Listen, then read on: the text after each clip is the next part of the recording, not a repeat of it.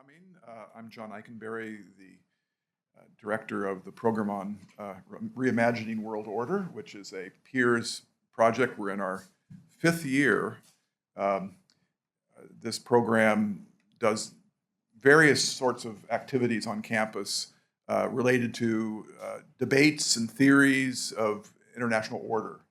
And we cover the world literally with visiting fellows and advisory members from all the different continents, different perspectives, all converging on the question of how do we think about international order, past, present, and future, questions of explaining the nature of the system from scholarly perspectives, and normative and political debates about rise and fall of states and struggles over the rules and institutions of the system. So we are interdisciplinary. We have historians, political scientists, and others who are a part of this ongoing conversation. And so it's good to see you all here, and hope that the programming that we do across the full school year might be of interest to you going forward.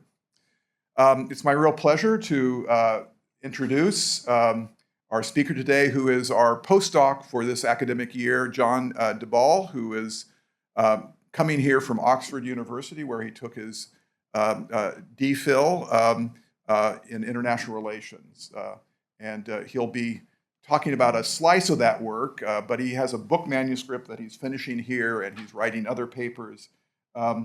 He hails from Australia, from Brisbane, so he is coming to us from various parts of the world. It's good to have you here, John, and he will speak on his topic of disobedience in hierarchical international orders, the case of Brazil and the UN General Assembly, for about 40 minutes. And then we'll open it up. We will have Matthias Spector, who I also want to highlight here as a visitor here in the RWO program for a shorter period this particular semester. But we're really glad to have you, Matthias, here. And he will be giving a talk next week, but today he'll be a discussant, so we look forward to his remarks as well. So, John, the floor is yours, 40 minutes, and then we will open things up.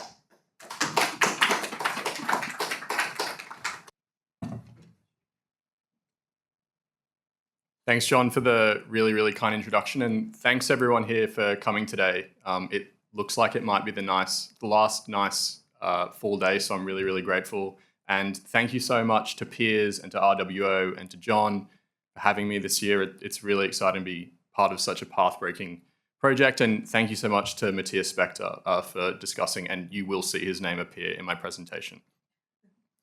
So, to get through the alphabet soup of a title, the question that I'm going to be answering is pretty straightforward. It's about how some attempts by hegemons like the United States to try and ensure compliance with its preferred form of rule or orders can actually do the opposite of what's intended, that it can actually provoke or cause intentional defiance of that authority. And to get at what I mean here, our story starts with this man. This is Ernesto Geisel, and he was the 4th president of Brazil's military dictatorship, and he was president for 5 years from 1974 to 1979. And he oversaw a particularly controversial decision in Brazil's foreign policy history. In October 1975, a resolution is introduced to the UN General Assembly's 3rd Committee, and this resolution contains a passage at the end that condemns Zionism as a form of racism. And Geisel's Brazil is one of the states that votes in favor of this resolution. And in a few days after the resolution is voted on, it will move from the 3rd Committee into the UN General Assembly, or what's known as the plenary session for all states of the United Nations, to vote on. But in response to Geisel's vote, backlash ensues both against the resolution itself, but also specifically to Brazil's vote on this resolution. And as a result of this backlash, Geisel believes that his country has made a mistake voting in favor of this resolution. To give you a flavor of what I mean, We have a cabinet minister from his government saying that the president believed that the vote was a mistake and the government recognized its error. And we also have one of the great scholars of Brazilian international relations, Andrew Hurrell, saying that the backlash was so severe that Geisel actually changed his view of, after the domestic opposition to his vote, and he instructed that when the vote came to the General Assembly 5 days later, Brazil would not be voting in favour of the resolution again, but would instead be abstaining. However, history did not turn out that way. 4 days later, an American diplomatic note is sent to Brazil, and this changes things again. And to just give you a flavour of parts of the note read that the United States government desires to express its deep disappointment with the vote cast by the representative of Brazil. The government of Brazil will instruct its delegation to vote against approval of that resolution when it comes to the vote in the General Assembly. However, Geisel's change of heart is fleeting. In response to this, he instructs his delegation to vote in favour of the resolution. The resolution passes and becomes known as, it is UN Resolution, General Assembly Resolution 3379. And there is a unanimity amongst both participants involved in this episode and also secondary accounts that the American note provoked Geisel's decision to double down on what he himself considered to be a political error and condemn Zionism as a form of racism. Why? So I think there are three main ways of articulating what's particularly puzzling about this case. First, as I already articulated, why did Brazil double down on a decision that its key decision makers considered a mistake? Second, why did the American note not produce the compliance that it was expected to produce? And in fact, why did it seemingly have the opposite effect? Why did it generate a desire in Brazil to actively defy the United States? And third, and relatedly, why did the American note provoke Brazil to veer away from its intended course of action? And I think there's a broader theoretical puzzle here, and we've come full circle to the question that I had at the beginning of the talk, which is how and why do some attempts by superordinates, hegemons like the United States, to promote compliance among its junior partners inadvertently provoke active intentional defiance of that authority? And my argument today is very simple.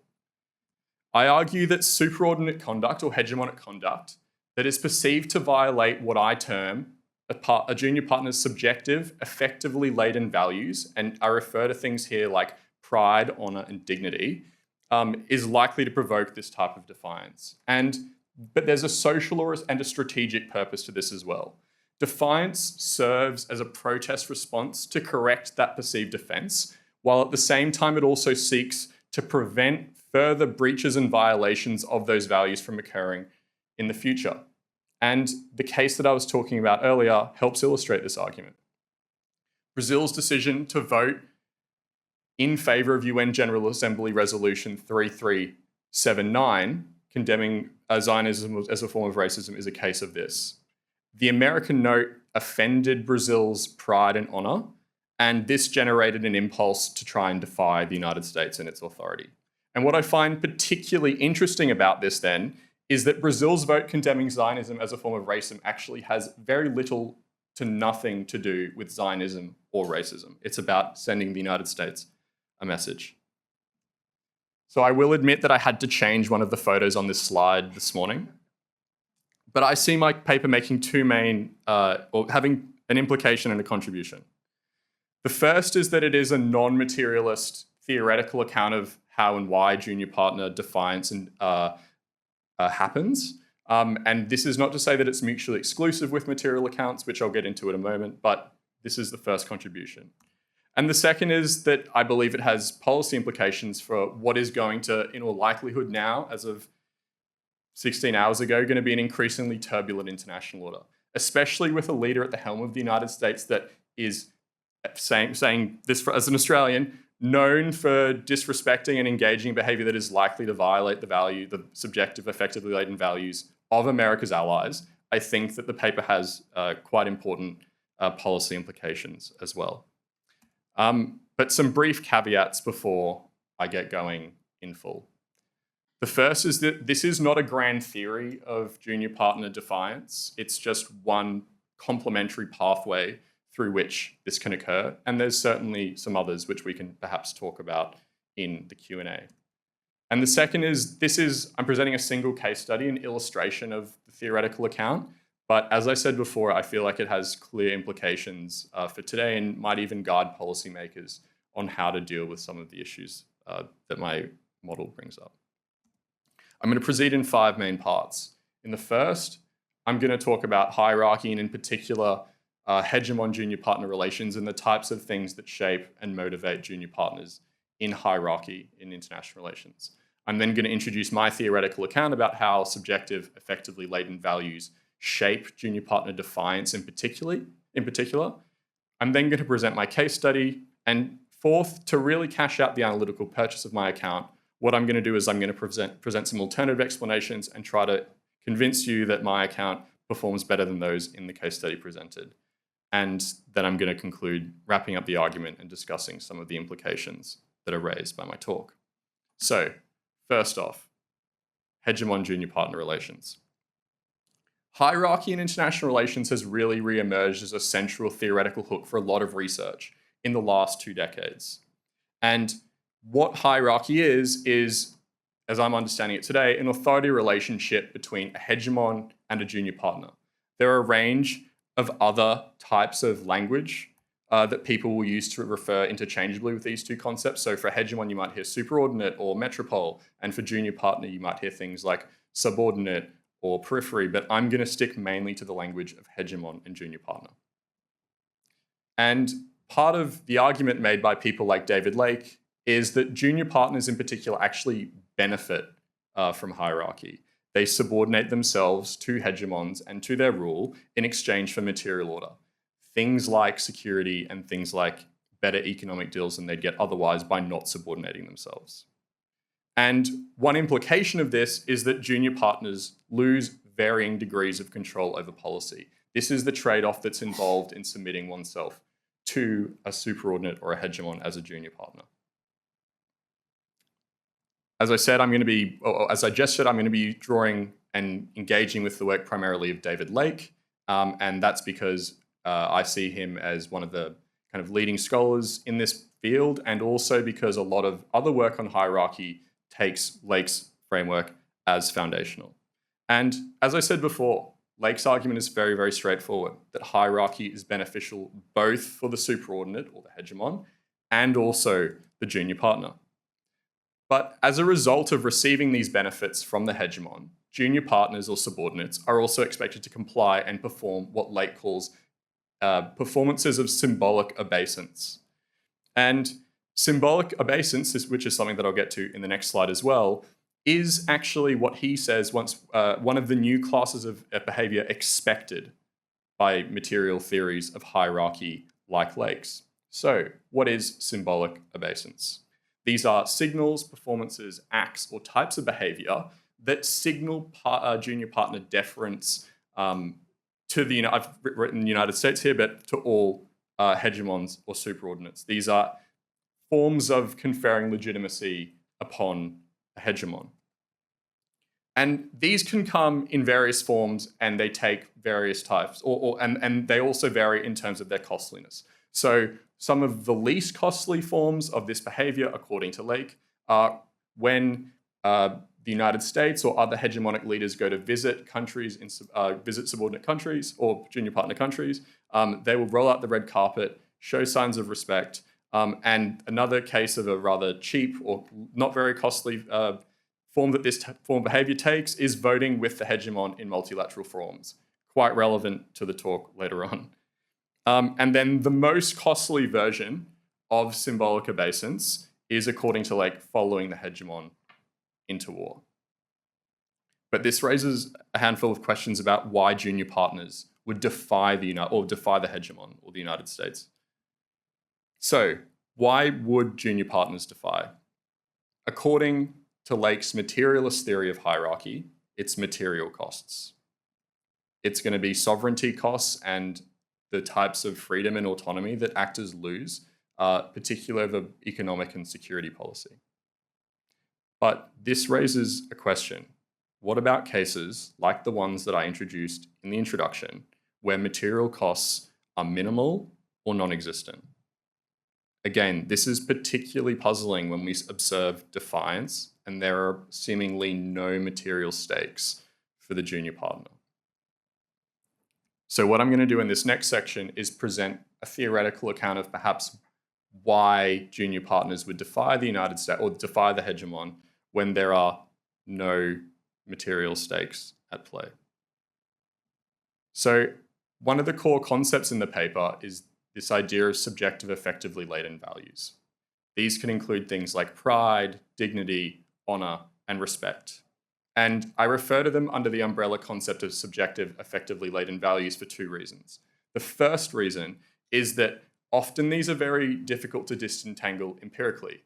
Likewise, one person's dignity can be construed by another as someone else's honor or someone else's pride. So these are kind of cognate concepts that are quite difficult to specify on their own, and yeah, they're very difficult to disentangle empirically. But the second reason that I refer to them under the same conceptual heading is that, and this is very relevant for the talk later on, is that when these values are violated, they tend to have very similar political effects. They're all, and part of the reason I refer to them as effectively laden, affect and emotion, is that they're all tied to personal feeling and emotion. And my argument is really building off a recent literature in international relations on emotion and affect in world politics. So what are subjective effectively laden values? These values can charge certain issues with high symbolic importance for actors. When something becomes a question of honor or pride, it takes on a type of importance for actors that's tied to their kind of self and their subjectivity, and it can charge those issues with an importance they didn't have previously. As I said, when something becomes a matter of pride or honor, often commitments to that issue can intensify and inflate. And really important for our purposes today is that these values become particularly observable in international relations and activated, so to speak, when they are violated. And again, crucially, violations of these values can make or provoke and push actors to act in ways that they wouldn't have if these values weren't in play and if they weren't violated. So why do I refer to them as subjective? Well, the first reason is that there's variation both across individuals and I guess within individuals about these values. And what I mean by that is that not everyone necessarily feels pride about the same things. And even when two people do feel pride about something, the intensity of the pride about that attachment can vary from person to person and group to group. Again, and I think this is also important, whether or not these values are in play and whether or not a subject possesses these values is an empirical question. Why do I refer to them as effectively laden? Well, as I said before, the content and emotional charge of these values gives them a deeply effective character. And when they're activated, people will act on them in ways that they would not do otherwise. And importantly, they shape perception of what is and is not important, which takes us to the next slide as well about why I talk about them as values. First, they're values in the sense that they are not tangible or material in the same sense that, say, a nuclear weapon is or an aircraft carrier. But returning to a point on the previous slide as well, these values often mediate perceptions of what is considered valuable as well. So, when do these values shape junior partner defiance of a superordinate? In the context of junior partner defiance specifically, it's perceived breaches of these values. And I really place emphasis on the perception because, and this goes back to the slide about them being subjective, is that ultimately these can vary from individual to individual or collective to collective about what is actually constitutes a violation of these values. So what could possibly offend a junior partner's subjective, effectively laden values? Well, one of the things that might do this is hegemonic commands. And again, as Lake says, hegemonic commands are part and parcel of the practice of hegemony. But of course, not all hegemonic commands are equal. Some can be communicated in ways that are incredibly or perceived as incredibly disrespectful, and others can be just perceived as standard communications. So how do these values shape junior partner defiance? Well, those that see their values violated are likely to engage in actions intended to correct perceived offense. These types of behaviors are intended to put the offenders back in their place and stand up for those values. And often when these values are activated around an issue, junior partners feel like they can't back down, that these values need to be defended.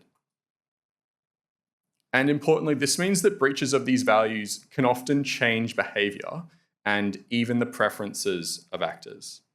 They can create a type of symbolic or even a kind of moral necessity to stand up to an offender and correct the perceived offense. And in such a context, junior partners may and are in fact likely to act in ways that are different from situations where those values were not violated as well.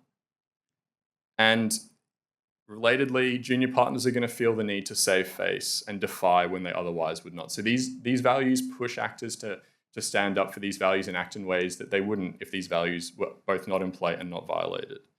And as a result of this, junior partners are likely to seek out ways to deliberately defy the hegemon's authority. And again, I really want to put emphasis on the fact that this is kind of a veering off course. They're actively trying to find ways to defy a superordinate. But this type of reaction is not just an irrational, non-strategic response to a violation of one's pride, dignity, or honor. There's also a more strategic element to it as well. And what I mean by this is that an act of defiance is meant to signal the inappropriateness of this type of action, not just in the moment, but to prevent this type of action in the future so that it does not reoccur. So I'm now going to go to the case study. I'm going to recap the theoretical argument, and I'm going to provide an illustration of it. So how does this work for us empirically in the case? So despite initially intending on abstaining on UN resolution, General Assembly Resolution 3379, Brazilian policymakers deliberately changed their decision and decided to vote in favor of the resolution in order to defy the United States' authority. And this defiance was meant to be a response to the American note, as it's known, the diplomatic cable that I gestured at the start. And this diplomatic note was perceived to be incredibly disrespectful, that it was a violation of Brazilian values, subjective, effectively laden values like pride and honor. As a result, Brazil defied the United States for the reasons I set up about defending these values and also to ensure that they did not reoccur. And to make my empirical argument, I'm going to draw upon a range of sources, including oral histories, I guess kind of biographical notes written by participants in this, diplomatic cables from the State Department, archives from the Silveira collection. Silveira was a foreign minister at the time, and also a range of secondary sources. So let's start with the vote in the third committee before we get to the vote in the General Assembly. So on October 17th, Brazil votes for this resolution, as I mentioned at the start, in the third committee. But what's particularly interesting about this episode is that there isn't really a clear consensus both amongst participants of the episode themselves and also secondary accounts about why Brazil acted this way. So different accounts give us different answers of why Brazil initially voted for the resolution in the third committee. And to provide you a brief illustration of two primary sources, we have the foreign minister at the time, Silveira, in his oral histories stating that the reason Brazil voted for this was Arab solidarity. It was an Arab-sponsored motion. But then we also have a member of the cabinet saying that it blames the foreign ministry, and that he says that the foreign ministry failed when it did not warn the president about the appendix that condemns Zionism as a form of racism, and that it was inadequately grafted onto a formal condemnation of racism. So he believes that it's the foreign ministry's fault for not warning the president adequately. So while historians and participants of this episode don't agree why Brazil voted on this resolution in the third committee, they all agree that there was backlash against this vote. And there was both backlash against the resolution internationally, but I'm more interested specifically in the backlash against the resolution in Brazil itself. So we have media sources, most famously the Folha de Sao Paulo, incredibly critical of the government. Brazil has quite a large Jewish community, and they were also incredibly critical of Geisel's decision. And there were also some dissenters in the government that were critical of Geisel's decision. And this backlash had some political effects. Secondary accounts, including Matthias's excellent book, suggest that once the resolution had passed in the Third Committee and backlash ensued, that Geisel had a change of heart, and that when the resolution came to the General Assembly, that the Brazil would abstain and not vote in favor of it. So the head of the National Security Council in Geisel's government said that our position was a mistake, and the government itself recognized its fault, gradually trying to correct the incorrectness of the vote. And then we have Góes, who writes a secondary account of what happened. And he says, after the backlash, Brazil was going to backpedal on its original vote. The president realized he'd made his decision with haste and with insufficient information, leading him to make a mistake. But then the American note intervenes, which said another aspect of it was that it stated that the characterization of Zionism as a form of racism and racial discrimination not only not only grossly misrepresents the nature of Zionism, but also encourages that form of racism known as anti-Semitism. And then it said, Brazil will instruct its delegation to vote against the approval of that resolution when it comes to the General Assembly. But we know that that didn't happen. Brazil ends up voting in favor of the resolution, condemning Zionism as a form of racism instead of abstaining. And here we have the aspect of the resolution itself that condemns Zionism as a form of racism. So this is really just an appendix put on at the end, but it was certainly the most controversial aspect of this General Assembly resolution. So why did Brazil vote in favor of this resolution? Well, the American note was perceived by Brazilian policymakers to be a violation of its subjective, effectively laden values. And to correct this and ensure that similar offences didn't happen again going forward, Brazil defied the United States. It engaged in a type of intentional defiance. And again, as I said at the start, I find this really fascinating because it means that Brazil's vote ultimately had very little to do with Zionism, and it had very little to do with racism.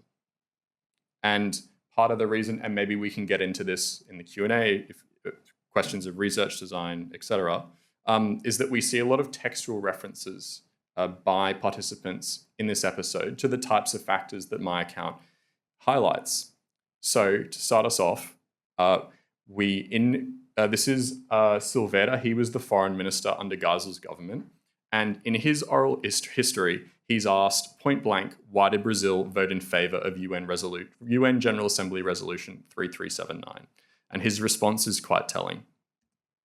He says, I think the important factor was exclusively the American note. The real and effective decision of the vote in the plenary was the American note, without a doubt. That was what moved the president. But importantly, what was the note actually doing? Why did it move Geisel? What was it? What were kind of the effects of it? And again, Silveira, in the same answer, says Geisel was a man who was very proud of Brazil's position. And by position here, he means position in the world, not necessarily position on this vote. And he knew perfectly well that I would not throw myself at the feet of the Americans, that I'm going to ensure a level of respect that Brazil deserves. And of course, we have primary sources telling us about these factors shaping Brazilian behavior and Brazilian decision-making in this particular episode, but there are also a range of secondary sources that corroborate this story. Pardon me. So in one of the most authoritative secondary accounts, Uziel and Beira dos Santos say that the reason that Brazil voted in favor of the resolution is as follows. The perception that Brazil was having its arm twisted by Washington to change its vote was apparently decisive in galvanizing Geisel's decision not to change his position. The president was disgruntled and felt that national honor demanded that Brazil should not yield to pressure. And Goes's account as well. And I actually really want to highlight this aspect of the quote, which will be important later on, through a spokesperson. So, the North American State Department, through a spokesperson, criticized Brazil's original position in the Third Committee, hurting Brazilian national pride. But very interestingly, after having sent the note and the response that it garnered in Brazil, American policymakers were also deeply sensitive to the offense that they'd caused to Brazilian policymakers. And specifically, I think the cables sent from the State Department and from the Consulate General in Rio back to Washington are also incredibly revealing. So we have one State Department cable that's sent on the 25th of October, a mere 4 days after the original American note was sent.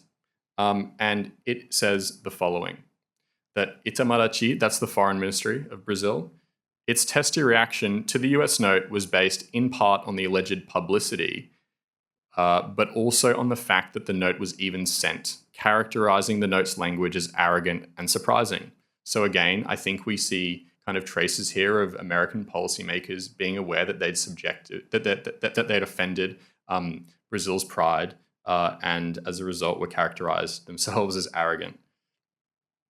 But again, I want to reiterate that this was not just a kind of irrational, spur-of-the-moment response to a perceived offense of pride. There were also longer-term strategic logics that we can see at play as well about preventing reoccurrences of the type of behavior and the type of treatment that Brazil was subject to by the United States in this episode. So, Silveira, the foreign minister himself, wrote said in his oral history that the vote in the General Assembly condemning Zionism as a form of racism in the General Assembly was a way of putting relations with Kissinger, that's the US Secretary of State at the time, on the footing that they deserved. If there was no firm response from Brazil, the Americans would want to impose other things. And then we also have Matthias in his excellent book saying that this episode was illustrating that it would simply be impossible for any Brazilian leader to sustain a political partnership with Washington unless the Americans were careful about demonstrating respect and equality. And some of the post-episode communication between the Brazilian Foreign Ministry and Washington after the episode is also quite revealing. So, based on information in a US diplomatic cable, it was reported that Silveira told the United States, a US diplomat, that it would have been better if the position on the Brazilian vote on the Zionism resolution had come to him as a letter from the secretary instead of a note. And I also, as I've said earlier, I think this is really interesting because he wants a letter from the secretary instead of a note from a spokesperson. Talk about wanting to be treated in certain ways, in ways that are perceived as more respectful and dignified. And again, as I said, that Brazil was expecting levels of treatment that were higher than that which they'd been given. And that going forward, Silveira had signaled that this is what would be expected in relations going forward. So just to summarize my account through these empirical details. So Brazil voted for this resolution because after having received the American note, key Brazilian foreign policymakers felt offended. Their pride, their honor, and their dignity had been offended by this note. And as a response, they were driven to defy the United States' authority as a way to both correct the perceived offense, but also to ensure that there were no reoccurrences of this type of behavior going forward. And really interestingly, it meant that the resolution took on a meaning that it didn't have previously for Brazil. Brazil did not vote in favor of the resolution because Brazil's vote had very little to do with Zionism and it had very little to do with racism, but it was really about defying the United States and trying to send it a message. And narratives of this episode, both from primary sources and also secondary sources, have helped me illustrate this. But if you're not persuaded, I'm now going to try and show that alternative explanations do not provide as good of an account as my theoretical argument does of this case study. And I'm going to deal with two main alternative explanations. The first explanation is a quote from the New York Times and also some diplomatic cables in the United States, sent from Washington at the time, which is that the explanation is Arab oil. And I think if you asked a material or you're interested in kind of material theories of hierarchy, the reason that an actor would defy a hegemon would be over material questions. And in this case, according to commentators at the time, the reason that Brazil voted in favor of this resolution was because they were trying to cozy up to Arab states and ensure better deals for oil. And again, as I said, offered up by the New York Times and by the State Department. And the logic is that they're trying to cozy up to Arab states to ensure better oil deals for themselves. And this vote is intended to produce precisely that effect. There's one major problem with this explanation, though. There were two other Arab-sponsored resolutions that took place at the UN General Assembly that day. These are UN Resolution 3375 and UN General Assembly Resolution 3376. And the big problem with this argument is that Brazil did not even show up to vote on these resolutions that day. But they did show up to vote and stick it to the man in the form of the United States. So yeah, I think the major question that this explanation needs to deal with is, well, if that's the case, why did they show up? Why did they vote in favor of 3379 and not 3375 or 3376? Sorry, I'm not very good at articulating numbers. The second explanation is just to assert that Brazil was not a US junior partner. And to some extent, if Brazil is not a US junior partner, we maybe should not expect it to comply. My response to this is that it doesn't really tell us, or it doesn't really explain why Brazil didn't just abstain like it intended to when it came to the General Assembly. But at the same time, I would say that Brazil did not entirely reject its hierarchical relationship with the United States, but it tried to promote and cultivate a certain type of hierarchical relationship with the United States, while at the same time rejecting others. And we can see this in the episode as well. But to get at the type of the relationship or partnership that Brazil wanted with the United States, I think it's really useful to go to some notes that Silveira sent to his president towards the end of his time as foreign minister. And in specific relation to Brazil's relationship with the United States, Silveira wrote to his president that it is worth highlighting the distinction between leadership and command. Leadership has ethical content and is exercised between equals. Meanwhile, command involves a relationship of subordination. And he would write that Brazil accepts that the United States has, through its own operational capacity, the role of leader of the Western world. Brazil does not, however, accept American leadership divorced from ethics resulting in command. And I think there's two really interesting aspects of this, is that Brazil is conceding that it is a follower of the United States. It is making a relational argument about that America is the leader. And the secondly, and relatedly, that Brazil at this time considers itself part of the West. So it is conceding, or the foreign minister is conceding, that Brazil is in fact in a hierarchical relationship with the United States. But the other thing is that in 1976, a few months after this episode, Brazil actually signs a memorandum of understanding with the United States. And this was often considered, and we can discuss this later on, an attempt to build a special relationship between the two states. And these special relationships are often understood by leading theorists of hierarchy to give special status to certain junior partners or subordinates. And what I think is really important here is that this is kind of an observable indicator, or it's evidence of a hierarchical relationship. So, and this is a document that Brazil signs shortly after. So my argument is that Brazil is in fact a subordinate or a junior partner of the United States. I'm now quickly going to wrap up the talk. And in the interest of time, I'm just going to go over my argument and talk about the implications. I have a slide on future work, but we can maybe discuss that in the Q&A. So I set out to answer the question of how and why hegemonic attempts to promote junior partner compliance can actually have the opposite effect. that they can actually generate defiance of the very authority that the hegemon is seeking to cultivate and enforce.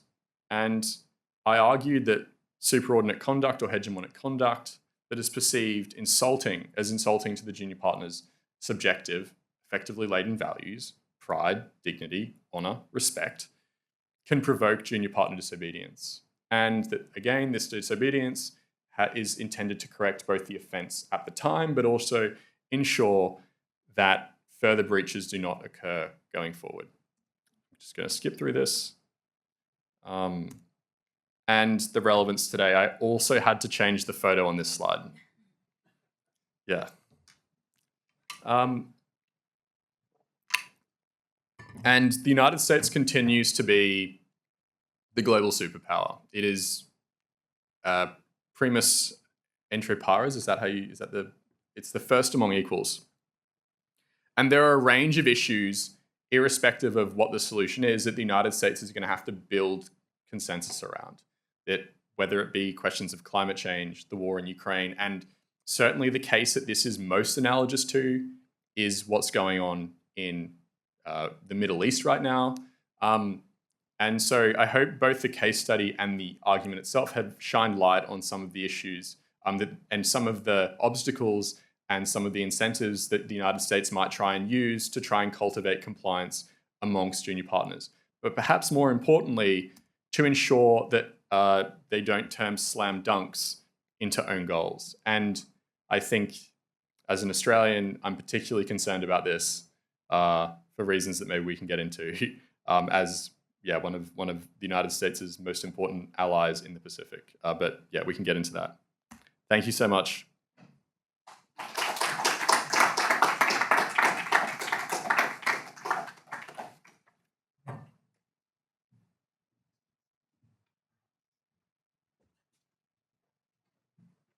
Great. So thank you, John Eikenberry, for inviting me back to Princeton. And thank you, John DeBall, for the paper. It gave me an opportunity to go back to my earlier self when I was a diplomatic historian of sorts. So it's great. It's great to read you and great to comment on your paper. And I had the exact same reaction as you did last night. I thought the topic of today's talk is really quite timely because questions about why and how junior partners might defy dominant actors when they feel insulted is likely to be the order of the day for the next few years in the United States. And John's paper does something really useful, which is to give us a different angle on the issue of how junior partners deal with hierarchies. And he does it by saying, well, it's not just about material incentives. Sometimes sentiments, feelings, emotions are central drivers in the ways that subordinate countries react to superordinate masters. But the paper does something else as well, which I think is important to highlight, and I think it needs to be brought out in the paper more clearly.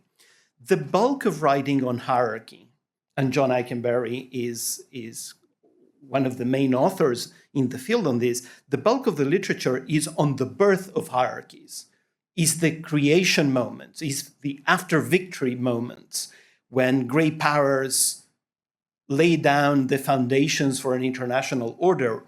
Of course, there's a lot of writing on the death of international orders, but it's normally writing on the death of order by peer competitors or because hegemons retract. We know very little about how orders decay because subordinate actors deny it legitimacy and challenge it. So this paper makes a contribution towards that conversation. And as I say, and as John said, if you're interested in reimagining world order moving forward, these issues need to be front and center. So let me make a few comments, and these comments are in the spirit of contributing to making this paper publishable in a good journal. So The paper is built on David Lake's 2009 theory of hierarchy, which tells us that hierarchy is a social contract between a superordinate country and a subordinate country. And the reason why they cooperate is because the most powerful country provides some kind of social order in exchange for consent from the weaker partner. And the reason this works in equilibrium is that both countries benefit. The weaker partner complies because to defect from cooperation with the most powerful country has enormous costs. And you, John, are telling us, well, sometimes the weaker country may defy the command of the stronger party, even if this carries cost. So sometimes subordinate countries can be irrational. They can follow sentiment and feeling and come up with an act of defiance, even if this is not good for them, because they do benefit from order. Okay? So insulting diplomatic notes from the State Department can trigger that kind of behavior. And then the implication of this argument is, well, this is how orders may decline. And if not decline, erode. The authority of the superordinate might be eroded over time.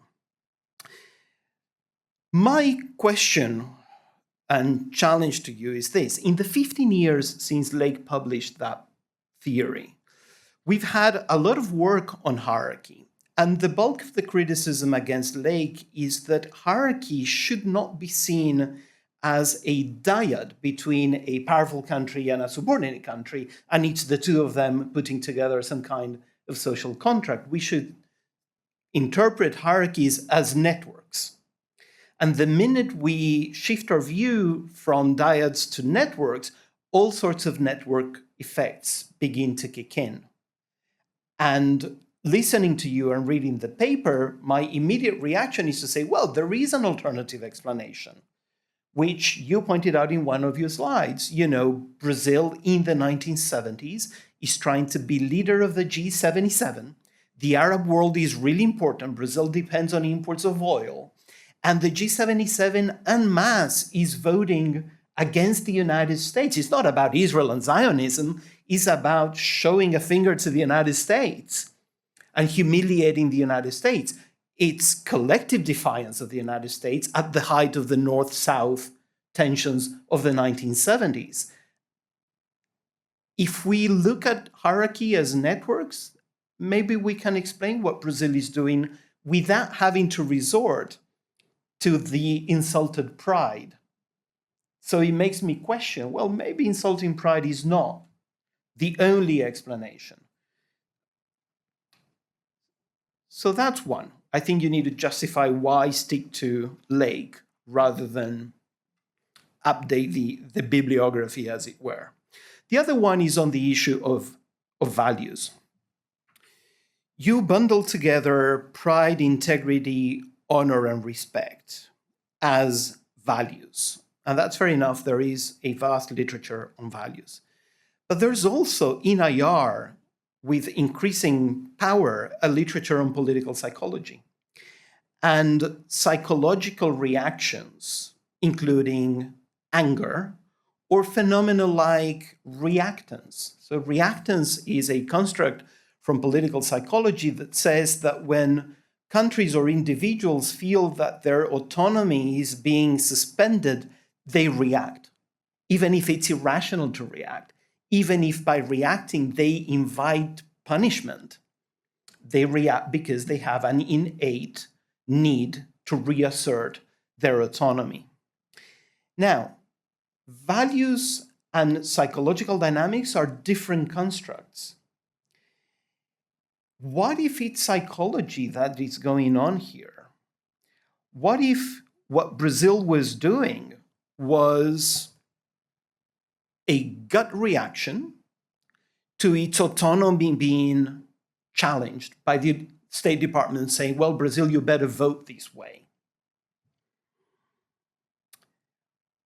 What if it was not psychology? What if it was values, but it was calculating values? What if Brazil simply justified its action as hurt pride, but in fact, they were calculating that defying the United States on this was not going to bring up an awful lot of costs. The United States was not going to care that much. After all, the whole of the G77 was voting against the United States anyway. Brazil was not the black sheep. So this was very low cost. Why not do it? On the cheap. So when I was trying to grapple with these things, I thought maybe what we need is better understanding of how these effects that you're describing interact with strategic calculations. Because in real life, in the real world, these things are very hard to disentangle. They happen together, but they follow different logics. And maybe it's a matter of trying to make sense of those two logics. Let me say a little something about case selection. The theory that you're giving us is a theory that requires your case study or your case studies, if you're going to do more than one, to show us an instance in which ordering by a powerful state is appended by a subordinate state's decision to defy command. Okay? Not just out of strategic calculation, but out of sentiment. So the problem for me with this case, and I love the case because I wrote about it back in the day, but on the US side, how much of an instance of ordering is a UN resolution on Zionism in the 1970s?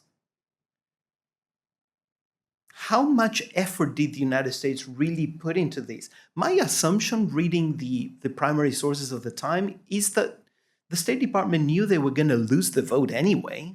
They were angry about it. And of course, the American ambassadors to various capitals went about, chiding countries for not aligning with the United States on this vote. But how relevant is it as an instance of ordering? And then on the Brazil side, I think there's a more problematic thing to the case study. You're telling us in the presentation now that Brazil would have actually voted with the United States had the US Secretary of State phoned the Foreign Minister of Brazil.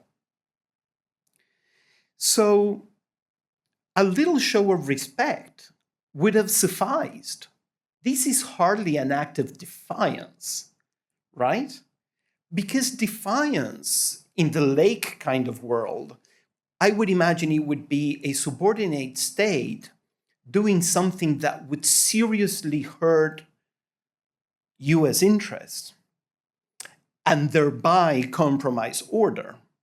But if you yourself are telling us that all that was required was for Washington to be a bit nicer and make a phone call, I'm beginning to question how defiant was Brazil on this issue. So my question to you is, what other cases of the same phenomenon can we think of? If we were to come up with several illustrations of the point you're trying to make, what sort of thing would we be looking at? I think that more cases would help substantiate this idea that sentiment and effect can blind subordinates that would normally benefit from order and make them want to defy the order. And then let me end with this, because I think this is actually very important for us to discuss.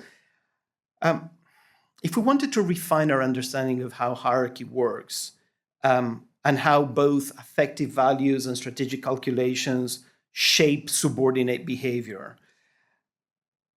the important political question is, what would it take for dominant powers to maintain their authority without triggering defiant behavior? Think of Georgia, not the US state of Georgia, the country Georgia.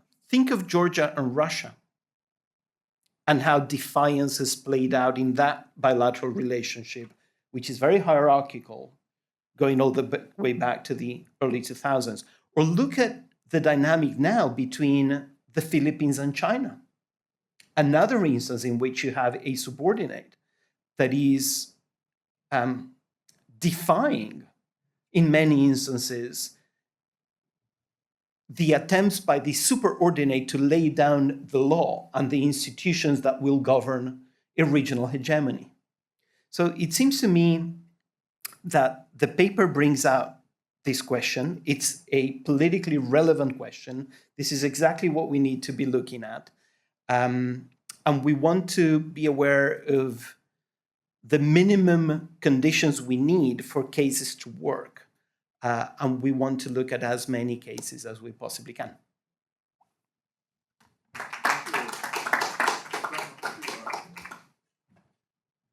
So let's have John maybe make some comments in response. I'll be very brief.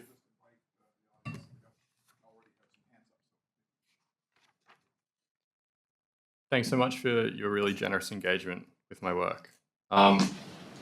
So I read there being 4 comments. The first is about lake networks and dyads.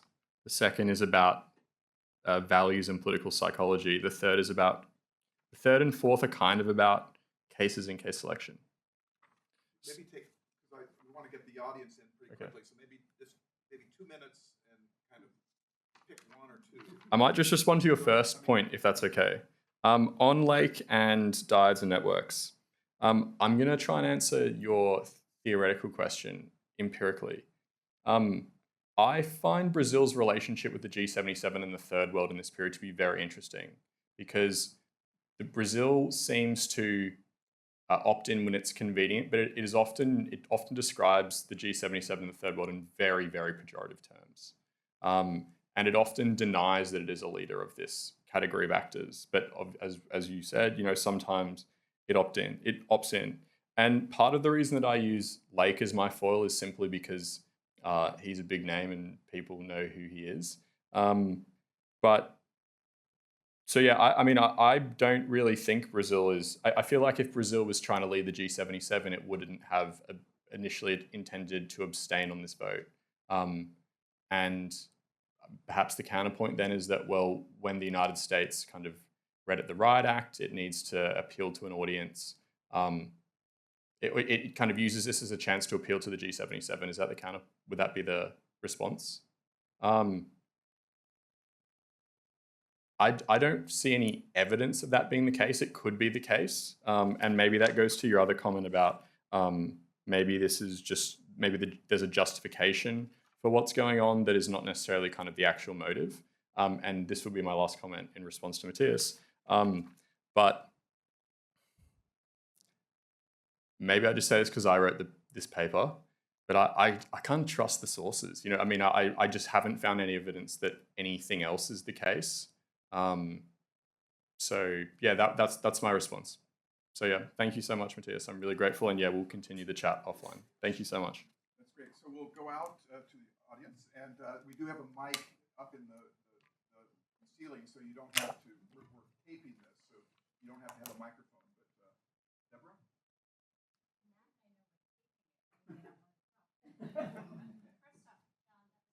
Interesting talk, really delivered beautifully and compelling and normatively important, so thank you so much for that. Matthias, great comment.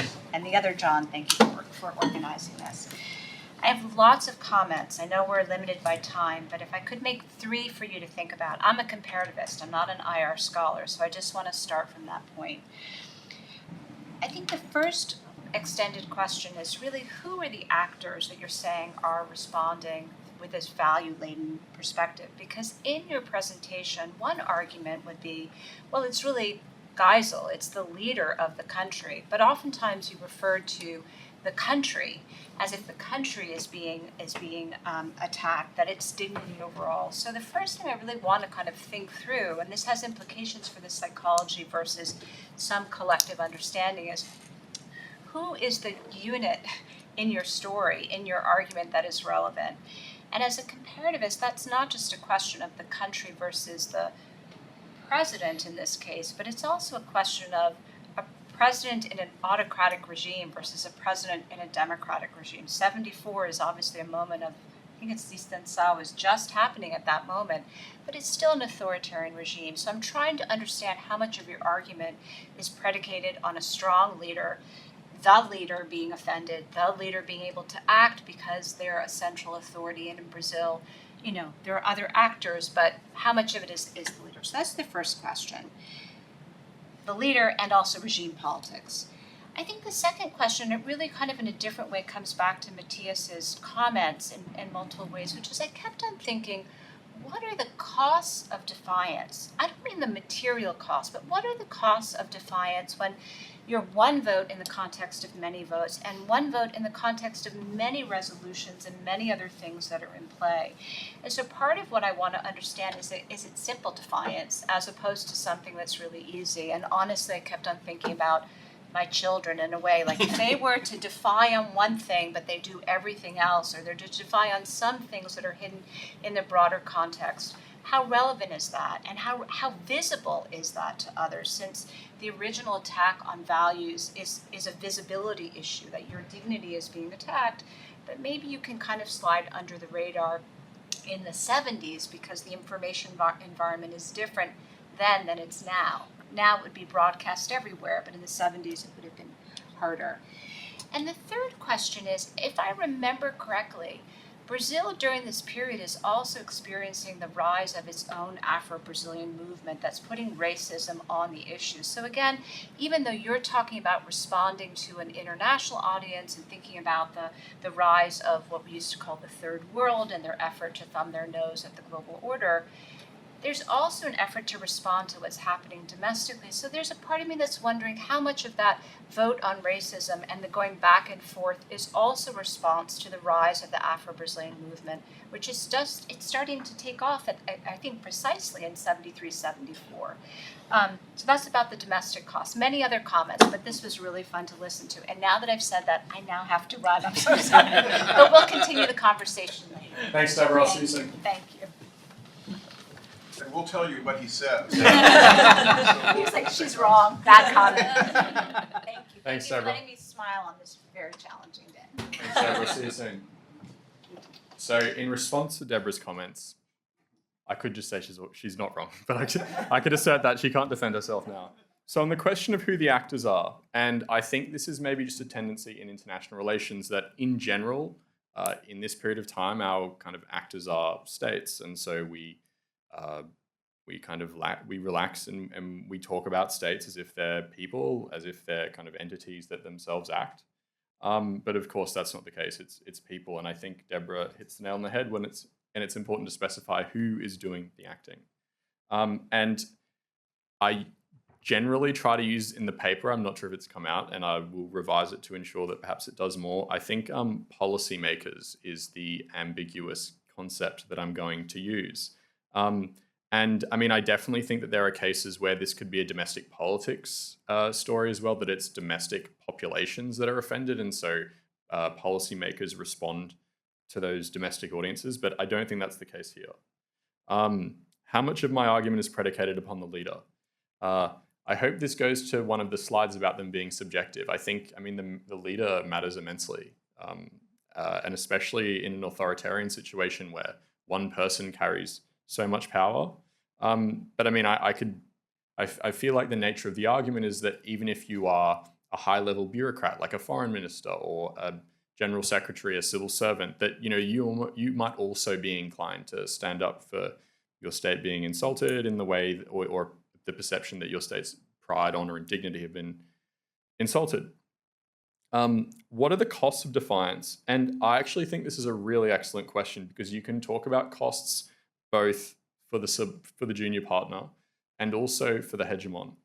But I think this kind of goes to part of the purpose of the paper, I guess, to try and short circuit or this type of comment, is that the way that I'm trying to pitch it is almost as if it's a case of kind of practical knowledge, that what can policymakers learn from this?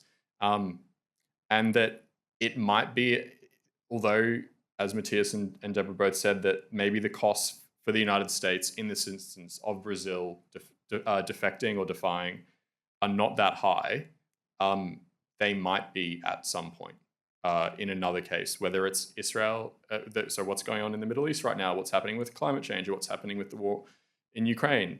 One vote in the General Assembly or a particular form of cooperation with an actor, not offending actors in this way might actually cost you that deal. So that's my kind of wimpy way of trying to answer and dodge the question at the same time. On the question of Brazil and the rise of the Afro-Brazilian movement in Brazil, I'm not an expert on Brazilian domestic politics during this period. I'd certainly wish I was.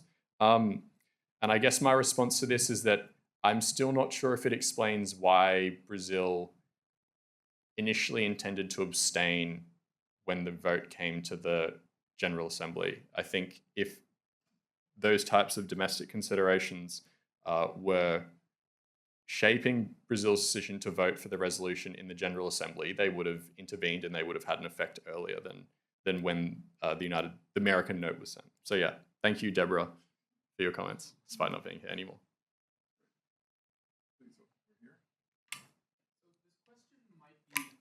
Premature before you have more cases to add to the argument, but I'm wondering if you can say something about the robustness of the effect, and in particular, when we might see disobedience, even when the material costs are especially high. Do you think that there is a tipping point, so to speak, and what would be the conditions that define it? And on the flip side, are there conditions under which the hegemon might be willing to excuse the lack of symbolic obeisance? And I think, as you explore this, maybe with more cases, this might actually be a way to start teasing apart the different values from one another that you say you're treating as a cluster right now. It also might be a way of developing Matthias's distinction between values and psychological dynamics. If you start to see a difference in the kind of patterns for when defiance will be something that a subordinate state will consider, and when they'll be frightened off because the costs are too high. But if you have any initial thoughts about that, I'd like to hear some more. I'm going to really disappoint you and say that, yeah, I mean, this is definitely something that I'm thinking about. And to some extent, I guess it kind of goes to the question of whether or not this is a hard case. And to some extent, I mean, maybe people disagree. I kind of feel like it's quite an easy case for the account that I'm building.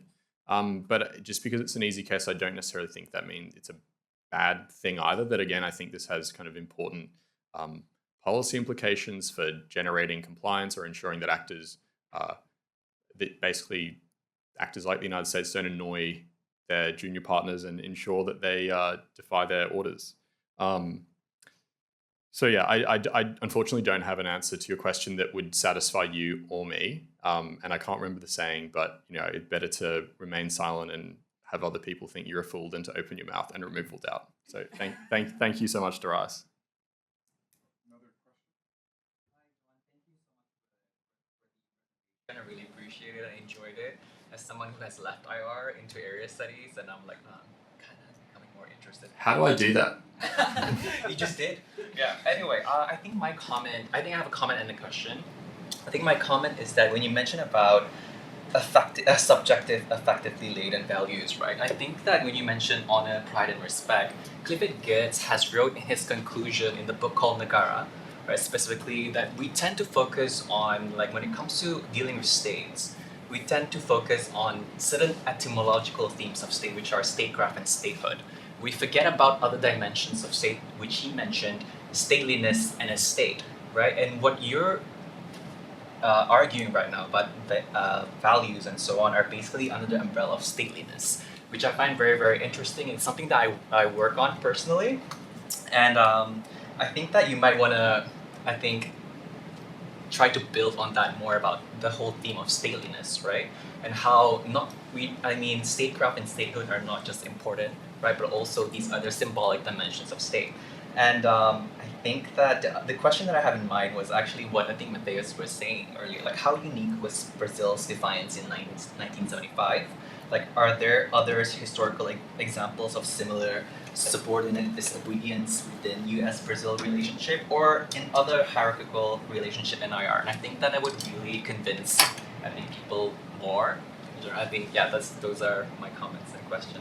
No, thank you. And yeah, I mean, these are definitely things that I'm thinking about, and I know that you're not supposed to do this in international relations, but this is a very inductive case study that I found the case. I thought it was kind of interesting, and then I've tried to.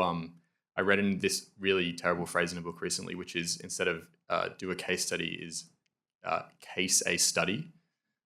So I've tried to do that, and so yeah, the question. I mean, I guess in a way, I've tried to articulate the theoretical account or the causal story in a way that people can recognize as kind of a general phenomenon, with the case illustrating the argument, as opposed to necessarily kind of having a universe of cases where I can then I can kind of test the theory and specify its scope conditions. I would love to be able to do that, by the way. But I mean, I'm not sure how much time we have, but yeah, I would really love to hear more about this idea of stateliness and values, because it sounds like something that I could incorporate. Okay, thank you. Maybe there's another paper, Muiz and John, in here. Okay, thanks so much, Muiz. I really appreciate your comments. Thank you, John, for your paper, which was very interesting. I have one question, which is a small question, but is quite important for me. Has that note been published? How, in that case, how was it known by the Brazilian population? Because it questioned the legitimacy of the government, which is a dictator and relies on its own authority, and so on and so on. The second question is connected to a comment. As you know, an historian looks for multi-causal aspects and context. If you think about a broader context, in fact, there's a crisis of the legitimacy of the United States as an hegemon, if ever it was an hegemon at that time. First, 1975, you could go before, 72, the crisis of the political system in the US, 75, the crisis in Vietnam, which meant the prince is weak. The second aspect, of course, is that the Cold War is almost over. I mean that the legitimacy of the hegemonic power of the United States, which is based on the protection of the Europeans, of the protection of some people or some countries, including Japan, in Asia, everything was based on the necessity of the Cold War. With the detente, and Ford goes to Helsinki and so on and so on, suddenly you need less an hegemon to protect you than a partner to negotiate or to talk with you. And then you can not only defy the legitimacy of the hegemon, but also try to renegotiate, I would say rebalance the relationship between the two. 1 year before, or almost 1 year before, you have two attempts or two policies implemented in Europe.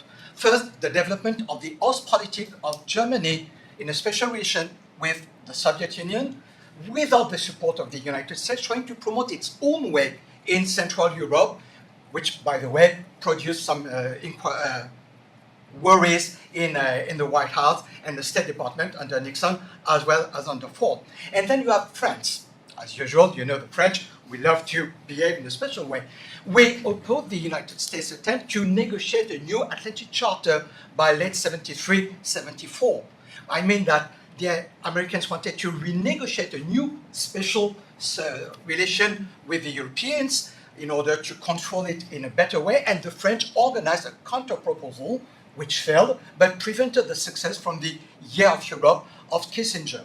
So once again, Germany and France defied, let's say, the hegemonic power of the United States, not in order to defy it, sorry for my vocabulary, but in order to rebalance the relation between the two pillars of the Atlantic Alliance. That's the second aspect. The third aspect, there's the fourth. The third aspect maybe is linked to the fact that there is a crisis of legitimacy of especially the Ford administration in South and Central America, because suddenly the Ford administration is soft on communism, unable to support the government fighting against communism in Central America, softening its policy regarding Cuba with a soften of the embargo policy and so on and so on.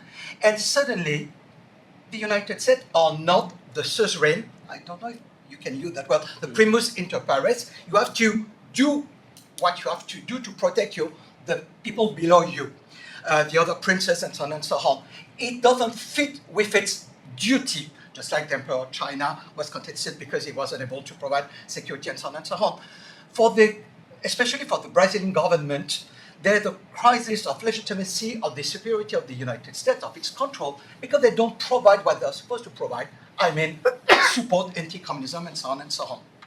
So there's something which, in this very specific context of South America, weakens the United States. And that is reinforced by what I would suggest as the fourth aspect. Due to the Nixon doctrine, the United States are looking for strong partners in each part of the world. South Africa, by the way, is also condemned by the United Nations because of racism and so on and so on. Iran, Japan, which is, they try to connect to the Atlantic Alliance, and there's a vacuum of legitimacy or vacuum of partner in South America. Argentina is weak, Chile is isolated, and maybe could we also suggest that Brazil, by defying, as you mentioned, at very low cost in a place which is so unimportant for the United States in the 70s, I mean the United Nations, who cared about that, they try to signal or to mean that, yes, we are the main partner you may have in that part of the world, in the Western Hemisphere, and especially because we have an international connection with the global South, even though you cannot use that word, and so on and so on. So it's not a way to define, but maybe to rebalance the power of the United States, and maybe to mean, yes, we are now an almost great power, or at least the regional great power that you should consider. And by the way, that's exactly what happened the following year, when you have that special relationship which is claimed between the United States and Brazil, which is a way to say, you're the one we choose to be our partner in South America, just like the special relationship with South Africa and Iran, and so on and so on. So, once again, that's the idea of the historian. How would you consider those aspects? Okay, no, thank you. So I kind of get if I may try to rephrase your question back to you, is that there's a range of factors that are going on here. It doesn't make sense to isolate precisely the ones that I have. That one of the things Brazil was trying to do, like France and Germany were trying to do, is kind of rebalance the relationship. I mean, I definitely think that's a big part of the story. I also agree that there is certainly more going on here than my account. I mean, there's a whole range of things going on. US-Brazil relations are not as good in this period as they were, say, a decade before, for a number of reasons. And as one of them that you point to is that, I mean, in a way, the Cold War kind of ends in South America by this point, that communism's done. And in Brazil's a big part of that story, that there's really excellent histories now on basically that if you want to understand why communism didn't get the air that it did, that communist forces tried to get it in South America, it's because of Brazil. Brazil's the major player. And if I'm not mistaken, Matthias has just published an article on that. You should also read his book, although it's in Portuguese. And again, to Matthias's book, on the Nixon Doctrine, Brazil's actually one of the states that the United States tries to sign up as part of the Nixon Doctrine as well. And again, there's a pretty good book on this that you can get from all good bookstores in Brazil that basically charts the course of the attempts to forge a type of greater union or greater partnership between Brazil and the United States. So thank you so much for all your comments. There's a lot to digest, but yeah, I'm sure we'll keep chatting offline about it as well. So thanks, Nicola. I'll jump in, maybe some others, but I like this paper because, as others have noted, you're shining the light on the understudied question of how a powerful state and its secondary states, its partners, its subordinate allies interact, the bargains and the relationships of interaction that are built around asymmetries of power, and I think unearthing the characteristics of those relationships, the bargains, how they get negotiated, how they get renegotiated, how they differ between countries, and how they change over time when the setting changes. And for someone who spends a lot of time thinking about U.S.-Korean relations, I see a lot here, and you've provided some tools that might be useful in exploring other cases of the U.S. and other secondary states. And in that spirit, my first comment really is one that others have made, which is building out the population of cases, the phenomenon that you're studying. What is the larger universe of cases? Where else should we be looking? How can we find cases like it that are sufficiently like it to explore common logics, but also variations as particular conditions change, so you can find out how to explain, again, variations in the level of violation of terms that would trigger disobedience. So finding the larger cases. So this could be a theory with a universe that we can all kind of agree on is out there. And then my second, very brief second point would be, this looks like a case that isn't about trying to alter the terms of hierarchy, but to negotiate the specific terms of a relationship. How do two states come to an understanding about the nature of the authority relationship that they have? It's unequal. The senior partner has more authority. It can make commands of various sorts. And how do the two parties, without explicitly writing a contract, come to a common understanding of what the contract is? And it seems like it requires a lot of trial and error and signaling, sending information, which this may be a part of that process. So is Brazil a partner or a client? Do they agree that they're partners, or does one think they're a partner and the other think they're a client? And how do you negotiate so that there's an agreement or convergence on that? And you may need to do signaling like this. The third point is really where I think the real two different explanations of what's going on here are contending, and I don't feel like you've resolved, which is right, is the story of emotions. That's where you think the action is, because it's not material. Okay, that's fine. The more it's a story, can organizations have emotions? I don't think so, but individuals can, and if it's a story of a Secretary of State and a minister of one kind or another who have a relationship, and one seems to have not been honoring the understanding, the nature of the authority, that an emotional reaction would lead to a response. So that, and one can explain that. And that seems to be kind of the terrain that you're operating on. But if this is more about signaling to establish positionality of authority relations in a hierarchical relationship, it's more of a strategic signaling than a kind of outpouring of emotion. It would be, it's Shakespeare's "Thou dost protest too much." It's dressed up as emotion, but it's really a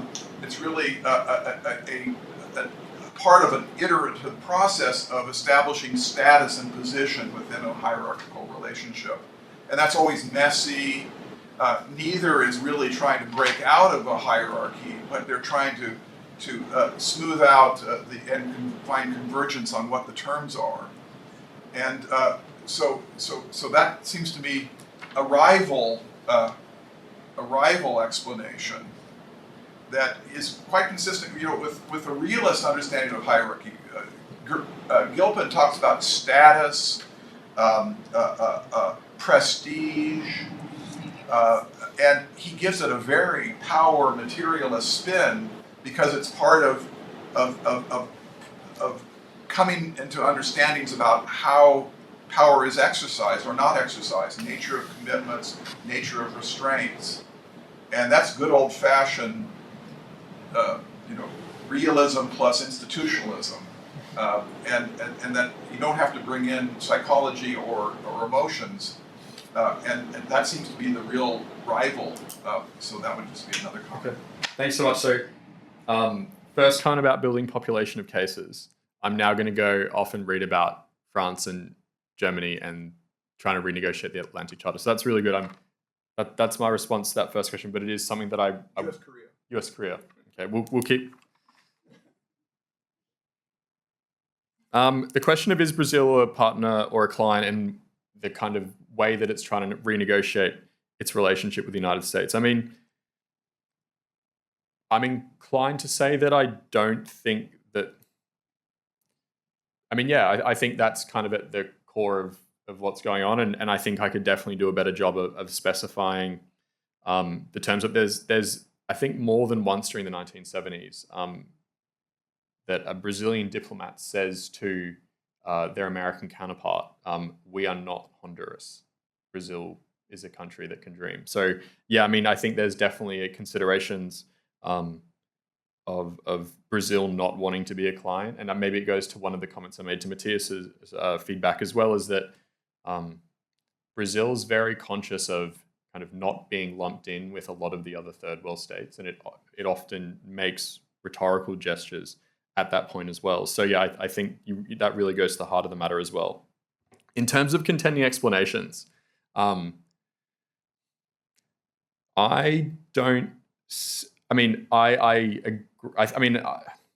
see my explanation as compatible with strategic signaling as well. That,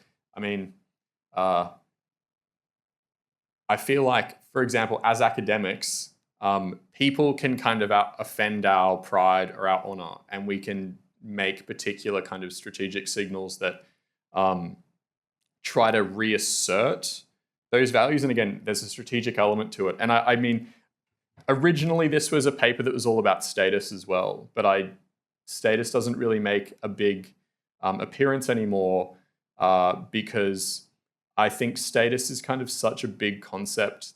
And I mean, I think it's done some really, really good work in international relations over the last few decades. But I feel like it's so amorphous that I wasn't really sure what it was anymore. And I mean, you definitely get gestures to what I think are observable indicators of status. Like the president was very proud of Brazil's position. And I think that's kind of a clear nod to status. But I also think that also shows that I'm not sure if status explanations are necessarily mutually exclusive with what I'm doing. If anything, I almost feel like this might be a kind of a refinement of mechanisms of that type of explanation, that this is maybe another way of articulating the question going forward might be, how to,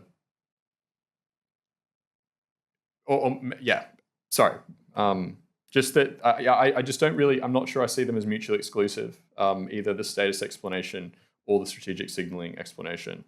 So yeah, that's my response. But yeah, I'll keep thinking about it, John. Thank you so much. Yeah. I guess we have run out of time. It's a compliment to your very interesting presentation that we're still here and could go on further, but time is out. So would you all join me in thanking John for a great comment? Thanks so much, everyone. I really appreciate it. Thanks so much.